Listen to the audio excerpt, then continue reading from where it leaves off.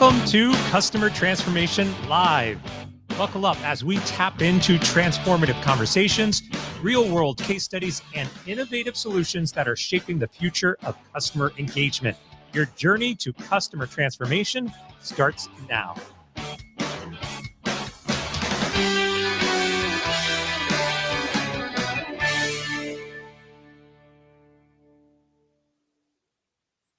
Okay, here we are.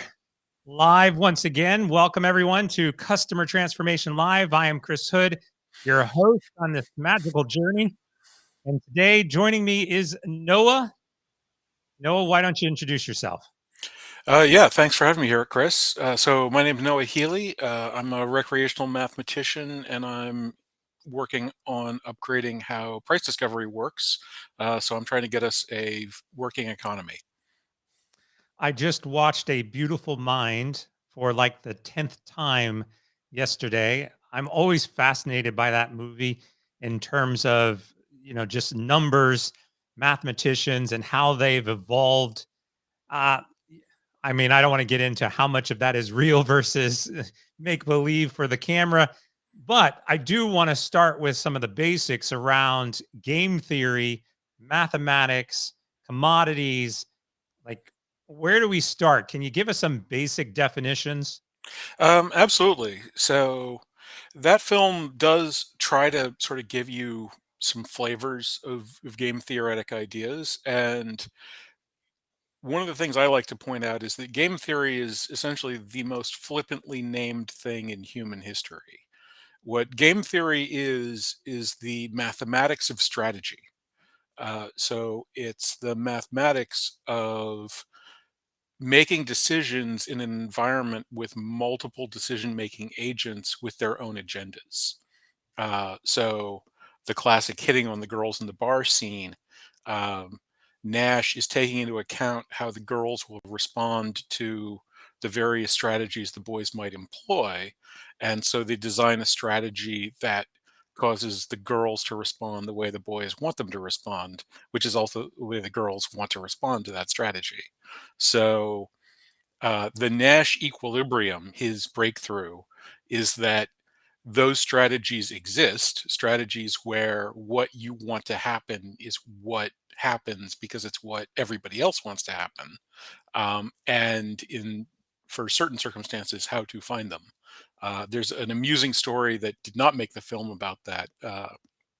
So the those scenes were while he was a student at Princeton. Princeton is also where the Institute of Advanced Studies was, and the godfather of game theory was a guy named John von Neumann, who was one of the big brains at Los Alamos, and and worked on early computing and so on. And when Nash had got some time to present his ideas, he started going into the basics of the Nash equilibrium. And von Neumann dismissed him and said, "Oh yeah, that's just a fixed point result. Do you have anything interesting?" Um, there's a mathematical idea around something called fixed points that allows us to analyze complex dynamic systems, and for wide varieties of those systems, fixed points have to exist. And so the existence of Nash equilibrium, for which John Nash eventually got the Econ Nobel, uh, was something that the creator of the theory regarded as so obvious it wasn't worth mentioning. But the rest of us really needed the help. It's interesting as you're talking, and I think we can get into this a little bit more as we progress.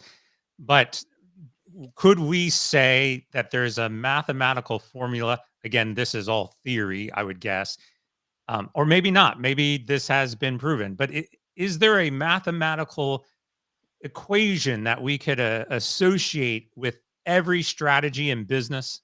Like, Uh, we're talking about consumer behavior, but it could go much deeper in terms of, what market penetrations and how do we think about our customer? How do we look at our employees? Like, look, we are analyzing data at a drastic rate today, now mostly due to technology.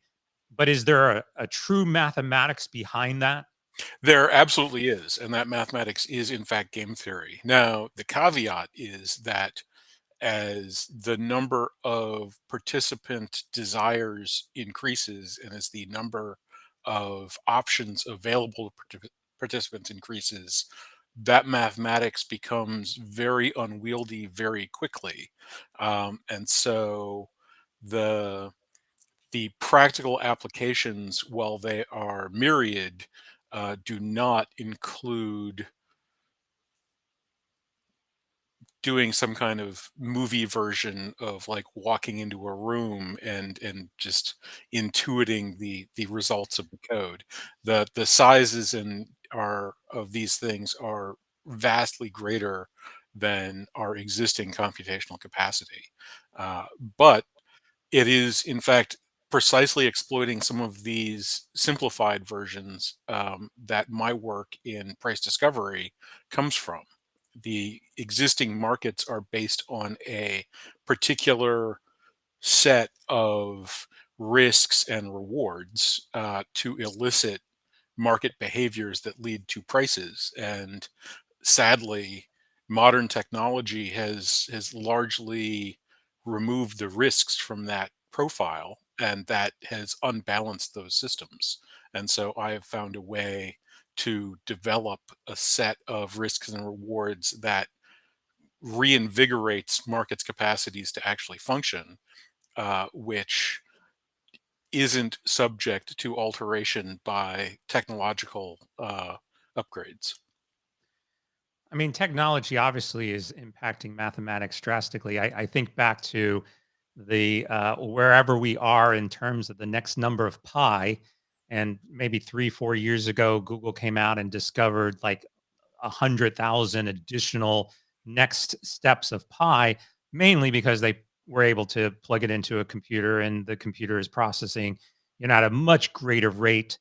And we obviously have, it's big right now. Artificial intelligence is, every conversation is about it. I try not to talk about artificial intelligence too much anymore, but we know that that capacity to process these massive amounts of data and numbers to get results is obviously increasing on a day-to-day basis.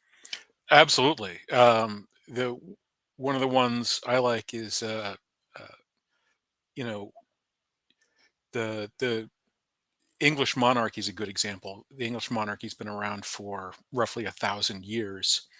Do you know which English monarch has been uh, the king or queen of England for most of history? Well, would be the last, wouldn't it? Uh, Elizabeth? so Elizabeth, yes, was the longest serving monarch. Her son, however, history isn't time. History is what's written down. And because we are writing things down at a hyper exponential rate, um, within hours of his coronation, in all likelihood, and certainly within weeks of his coronation, the current crowned head of that country had most of recorded history occur during his reign, and that's basically true for everybody. Joe Biden has been president of the United States for most of history, and when his successor takes up the 1600 Pennsylvania Avenue within days at most, that person will have become president for most of human history. So it's a very weird place that we are right now. That our intuitions are built out of cultures that are centuries or even millennia old, and those assumptions at very base levels are just publicly falsified. Um, People behave, for example, as if time is a fixed construct. People know about Einstein and know about space time and know about relativity. But in our day to day lives, we think first come, first serve is a totally reasonable and fair thing. But we also have turn by turn GPS directions on our phones. And those systems rely on Einsteinian corrections, or they would get their directions incorrect, and incorrect by enormous amounts actually on a practical level. um, so we have these two globalized systems, the markets, which say that time is a fixed, objective, first come, first serve fairness mechanism, and GPS, which says that time is a relative and subjective quality that depends on location. Um, and at most, one of those two things can work. And and we're kind of betting on the wrong one right now. So what you're saying is out of all of human history, our podcast right now is the most popular. Uh, I well, I other like other that thought people, process. yes, yes, other people simultaneously with you might be keeping up the tie, but yeah, it's quite remarkable how much information we are storing, Yeah. and and creating through our interactions with technology these days. Yeah, I was just on another podcast recently, and we started promoting the episode this morning. So you could probably go to my LinkedIn feed right now and find it. But I was talking about the zettabytes of data that are available and that we are consuming, that we are generating as a society on a day to day basis. Today, we're at somewhere around, we'll call it 75 zettabytes of data. In a couple of years, it's going to be doubled, 180 zettabytes of data. And oftentimes people are, well, what's a zettabyte? I always use the Back to the Future reference. And well, what's a gigawatt? The zettabyte is defined as a storage unit. And if you were to think about this, by the time we reach 180 zettabytes in a couple of years, it's the equivalent of everyone in the entire world having 20 smartphones that have 1 terabyte of data on each of them. So it's a lot of data that we are processing. And, we talk about doubling it. It's probably going to be even more than that just because of the rate of which we are able to store that data and process that data.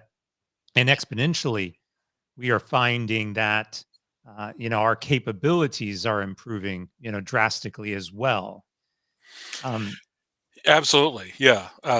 So that's I have a podcast with the former CTO of Reddit, Marty Weiner, where we talk about AI and sort of this computational infiltration into society, and talk about those sorts of issues and what might be coming down the pike and what we would like to see built to create a human life carved out of these types of systems. mhm, yeah. Where did you get started in game theory? Uh, well, uh, college, I took a class on operations research, which it was founded by people who more or less put this science together. Operations research had a few different contributions over the centuries, but is largely credited to a working group during World War II that was planning the Allies' logistics. Um, and they developed algorithms that made planning and transport problems much more efficient. And those algorithms, uh, once you once you got into practical application, one of the things you figured out is that people aren't machines, and so you can't just say build us 10,000 tractors or whatever and get what you are looking for 100% of the time. And so a part of the logistical problem was, how do you get the people on the other side of the logistical problem to do what you want them to do? And so that led to an outgrowth of game theory, which quickly got picked up by the Cold War mentality of the time to start thinking about nuclear strategy in a productive way. When I start thinking about this and bringing it back into a corporate, business mindset, we can talk about just markets in general, but what you were just touching on in terms of logistics and processes, the the concept even of process improvement, I think is one of these areas that a lot of organizations struggle with. And I don't know if that's because they're either set in their ways, there's a cultural element to it, or if they just don't have the tools or resources to be able to analyze and look at that improvement cycle. You know, we could definitely boil down some mathematics into this where we say, okay, take any process, let's say it's 10 steps, and it takes a day. Can we get it down to 9 steps? Can we get it down to 8 steps? Can we get it down to 7 steps? Can we get it down to 2 steps? And how much time are we saving? And what's the process? Whether it's a human being performing that particular work or whether it's automated through some other level of technology. And even that, I think, basic concept of process improvement is often missed primarily due to the data or the analytics or maybe the desire to go through this process to help figure out how to generate a better logistics within an organization. That is a very key issue. One of the primary bars to any sort of process improvement is that different or better means different. And that means that leadership has to be willing to undergo a process of demonstration of past error. And that is something that leadership historically is shies away from. There's lots of people that can get other people to follow them around. Not a lot of those people can admit when they make mistakes. And embarking on a process of seeking out and glorifying those that are correcting your errors is psychologically difficult for leaders. And so that's a real difficulty.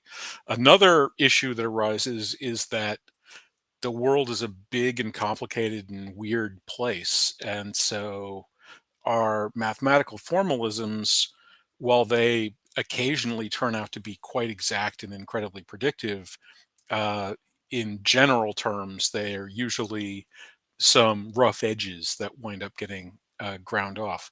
There's a guy named George Danzig. He's more or less the inspiration for Good Will Hunting. He's the guy that actually did solve an open problem, thinking it was homework, and got it published instead of getting an A. Uh, he was one of the people working at that logistics group that I told you about in World War II. And he has an excellent essay where he says that uh, they found the hemibel, essentially the square root of 10, or in sort of rough terms, a factor of 3, is the difference between theoretical and practical. So if you take a look at a process, draw it up on the whiteboard, do some skull work, do the math, and figure out a way to make it twice as good, that's fine, and that was an interesting pastime. But what we should do is just erase it, take that stuff and toss it in the waste paper basket, because attempting to implement a doubling will wind up chewing up a 3x in the implementation process, and you'll wind up with something that's 50% worse than what you used to have. So you need to be at slightly better than triple just to break even. And if you've got something that's like 5 times better, you're not going to get an 80% reduction. You're going to wind up with probably more of a 40ish percent reduction, or 30ish percent reduction, somewhere in that range.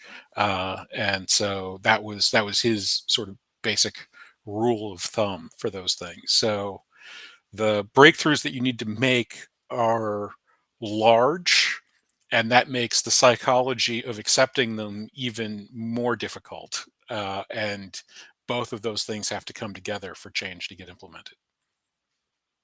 What are the differences between, we'll call it business analysis or business intelligence versus game theory? Because if I'm thinking about a typical scenario at a company is I want to figure out how my customers are doing. I go and I do a survey and I get back a percentage like 35% feel this way, 50% feel that way, 14% feel this way. Like those are fairly basic numbers. Do we simply define this as the more complex the mathematics, the more it's aligned with game theory? Not really. So they're actually completely different subjects. Business intelligence is essentially a branch of statistics, which is largely the mathematics of measuring things. And so the core problem of the business intelligence is uh, sort of working out the realities of whatever it is management is asking for, combined with whatever it is that are the actual properties of reality, and coming up with a measurement that takes whatever the actual properties of reality are and translates it into the number or qualities that the business is actually asked for. Um, Game theory takes over at the decision making level. And so game theory could influence that decision maker in terms of how they would use that information, or at a higher level, how you would structure information use. So, if you have functioning business intelligence, one thing you might be able to do is put together a strategic situation using game theoretic principles to use that business intelligence to actually determine your business behaviors. And so it's not managers or customer service agents making decisions. Your system simply changes how it functions. So you could imagine uh, web pages that are customizable by user behavior, which you don't have to imagine because, of course, that's how Facebook and Amazon and many other sites actually function. As you use the product, their systems alter how they behave with respect to you. And those algorithms are exploiting game theoretic ideas around what their goals in your behavior are.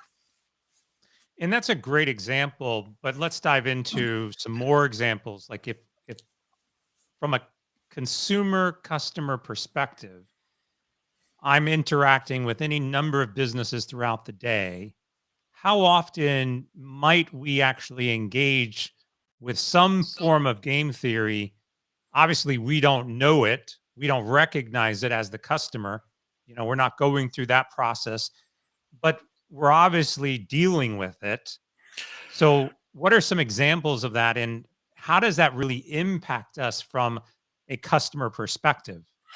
All of the social media sites, all of the primary financial institutions, and at this point, the major political institutions are all functioning more or less precisely like this. So the messaging that you receive from your congressman or your banker, or when you flip through things on TikTok, is all being algorithmically driven at one level or another to try to create an engagement stream that is built around that idea from the hitting on the girls scene in A Beautiful Mind, where they're trying to get your reactions to their behaviors to be the reactions they want you to have, um, rather than necessarily the reactions that you would want to have uh, to more honest kinds of behavior.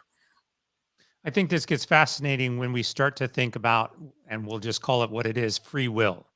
So I'm a consumer. I log into a service. I'm getting bombarded with some sort of messaging, whether it's advertising, experience, whatever. We hope that that's an experience that is personalized to me that I'm going to enjoy. But in some cases, it's not going to be, and I'm going to reject it. And I think there's this interesting balance where businesses are trying to understand, build those algorithms to target specific demographics, specific use cases, specific preferences. But we as consumers are also becoming, whether that's more annoyed or more weary, or, there's a misalignment between what you might be doing. Clearly, we could I I tend to want to say that there's probably some level of bias into the theory, into those algorithms to generate a specific response to the consumer base that you want at the business. But when that gets rejected, businesses are going to be struggling. And we as consumers, again, are more empowered than ever before. to make rapid decisions to either engage or eject from that website. Absolutely, and that's led to more desperate behaviors by websites. So the sort of pop unders and the when you mouse sideways a little bit, suddenly the page changes into something attempting to entice you to a next step. Those are all things that have been developed to deal with precisely that issue, and the core of what you're getting at there is this free will question. The there's a there's obviously a very open debate about whether or not free will exists, and one of the kind of straw man counter arguments is that since influence exists, free will can't exist because I can drive on both sides of the street, but I never do because driving into oncoming traffic is insane. So I don't really have free will because I'm not driving into oncoming traffic. And this is fairly easy to knock down in one sense that, suicide isn't a sensible behavior for most uh, people. Uh, but for mass groups, um, self-interest winds up being fairly statistically reasonable. People wind up taking low effort uh, uh, paths for low stakes conditions. So if you check a web page, what you'll discover is that for people that read from left to right, top to bottom, whatever's in the top left corner of that web page gets interacted with exponentially more often than everything else on that page. Um, and that's just because they look at it first and they're either interested and they interact, or they're not interested and they leave and they never come back again. And so this becomes a very simple way, and companies from Netflix to YouTube know that, and to a certain extent can drive amounts of customer behavior by putting the thing they want you to do where you're going to do things.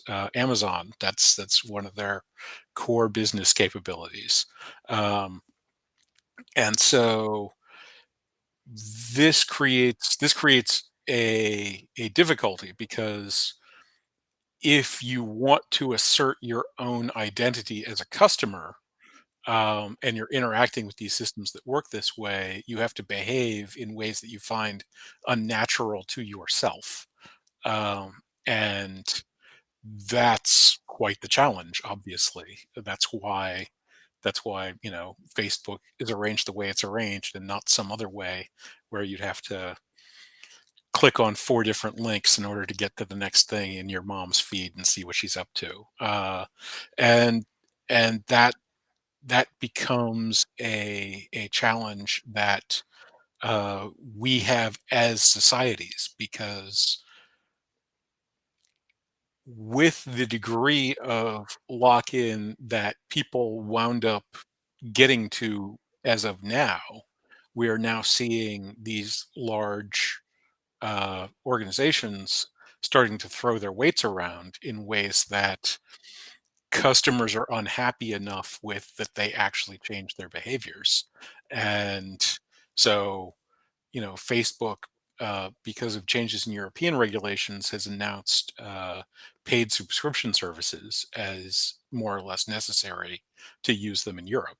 And that's because the European population was so disgusted by Facebook's, blatant privacy invasions, that they passed laws that made operating Facebook the way that Facebook actually operates completely uneconomic. And now Facebook is trying to find new business models that will allow them to continue interacting with those customers. I don't know whether or not this one will succeed, um, but we could easily see replications of this across other brands and other companies, because the things that caused brands to achieve the positions they have nothing to do with the positions they presently have. And so when the people that are leading those brands essentially are like, "Oh, well, I'm rich. I'm going to behave like I'm rich now." Uh, if the customers decide that that's not what they're into, then they're going to go away. And the networking capacities we have means that customers can unite to go away in very devastating fashions, and that's going to keep getting crazier. I look, I think if we do a case study of something like Twitter turned into X, Elon Musk, and then he started to have re, um, a subscription model baked into X. Uh, a lot of industry experts and definitely in the social media realms, they gave him a hard time for it. But you know what? It's working, and I definitely think that Facebook is taking note and or Meta and probably some other organizations are starting to look at, well, maybe people are willing to pay more than we thought they were. And there's that Communication, yes, is a very strong human sort of drive. right.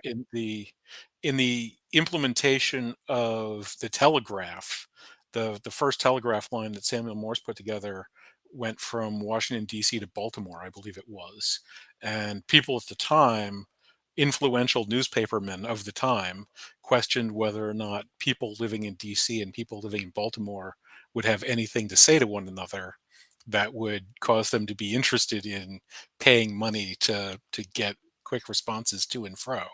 And of course, fairly rapidly, a global network of communication was developed, and that very much changed how culture worked.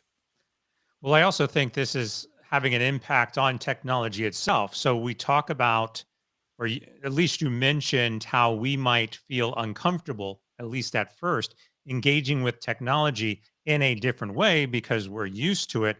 But on the flip side, I think technology has trained us to expect technology to work in certain ways. And the best example that I can come up with is if we look at traditional dating apps, where the dating apps were typically I would go to a profile, I would say no, I'd go to the next profile, I'd say no. And then Tinder came out with a swiping system, swipe left, swipe right. Like if you like somebody, if you don't like somebody. And this mechanism by which you're swiping, swipe left, swipe right, has been integrated into just about every dating app now. And definitely we see that on YouTube and Instagram because of our, of course, short attention spans and our need for rapid viewing of content. But the process of swiping has infiltrated us. And we now, as consumers, are very comfortable with that process. But it had to start somewhere. And that learning that we've gone through, I think, has changed the way that these organizations now look at how they engage with us. Yeah. The These organizations are largely built around trying to maintain human engagement, and so shortening attention spans, and creating punctuated reward mechanisms. They're basically turning themselves into cash-free casinos in order to glom into as much human attention as possible. Um, that doesn't seem to be, to me, fairly conducive to civil society or economic progress. Um, and so I'd imagine that we're going to need to work out ways to build these things in such a fashion that we can have culture and politics and economics and whatever communication systems we have. And a piece of good news from my point of view is that the you had sort of mentioned this, 20 terabyte, you know, phones per human being type of number. For all of these major conglomerates, the computational resources of their customer base is greater than their computational resources are. Even at Google, with the enormous capacities of the Google cluster, is essentially dwarfed by the billions of people using either directly or indirectly Google technology with their computers and their phones. Um, Essentially, every computer on Earth that doesn't belong to Google is using Google, and since they don't have more than half of them, that the processing power is there, distributed across the internet. Um, the approaches and values that could stably provide a cultural conduit is an enormously difficult problem, that I would love to engage with people on. I've solved a much simpler problem of how a economic conduit can be built. Um, but these are the challenges that are in front of us, for building societies in the face of this kind of capacity. Yeah. It's a good segue to wrap us up. Why don't you share a little bit about your company and how people can get in touch with you? Absolutely. So Coordisc is an intellectual property company that has a new way to do price discovery, primarily for commodity markets and other similar types of financial marketplaces. Um, in reference to the earlier thing, this algorithm is roughly 300,000 times more efficient than the existing systems at current scales. So even with that factor of three, there's still plenty of play in there for people to actually gain some serious benefits from the implementation. Um, it's called Coordisc, from Coordinated Discovery Markets, and you can learn more about it on my LinkedIn page, Noah Healy, or I've got a website, Coordisc, coordisc.com. And I do also talk about these things on the podcast, The Fourth Age. Awesome. Actually, I put up a QR code. So if you want to scan that real quick, you'll be able to get right on over into the website. Noah, I appreciate it so much. Thanks for your time and insights. It's been a fabulous conversation. Thanks for having me here, Chris. This was a lot of fun. Great. And for everyone else, we will be back next week on Wednesday at 10 o'clock a.m. Pacific time for another great conversation on Customer Transformation Live. Thanks, everyone.